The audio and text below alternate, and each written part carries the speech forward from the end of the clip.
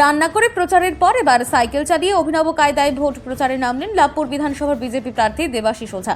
বৃহস্পতিবার দুপুরে পুরাতন কালুহা, কারারপাড়া সহ জামনা অঞ্চলের একাধিক গ্রামে সাইকেল চালিয়ে জনসংযোগ করেন তিনি। নির্বাচনকে সামনে রেখে ওই অভিনব প্রচারে সাধারণ মানুষের মধ্যে উৎসাহ লক্ষ্য করা যায়। বহু জায়গায় ফুলের মালা পরিয়ে বিজেপি প্রার্থীকে স্বাগত জানান স্থানীয় বাসিন্দারা।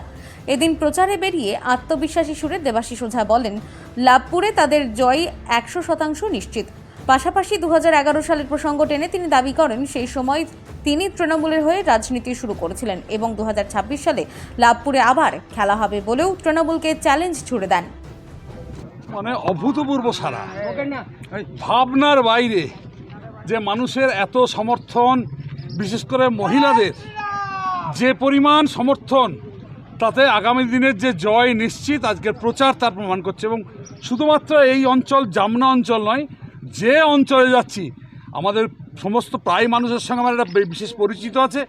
আর বিশেষ করে মায়েদের যে আশীর্বাদ, চরমতম আশীর্বাদ, বাবারা তো আছেন, ভাইরা আছেন, প্রত্যেকের সমর্থন পাচ্ছি।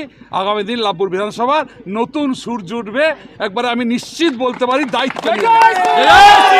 বীরভূম লাভপুর থেকে অনুকূল গড়াইয়ের রিপোর্ট, বঙ্গলেখনী।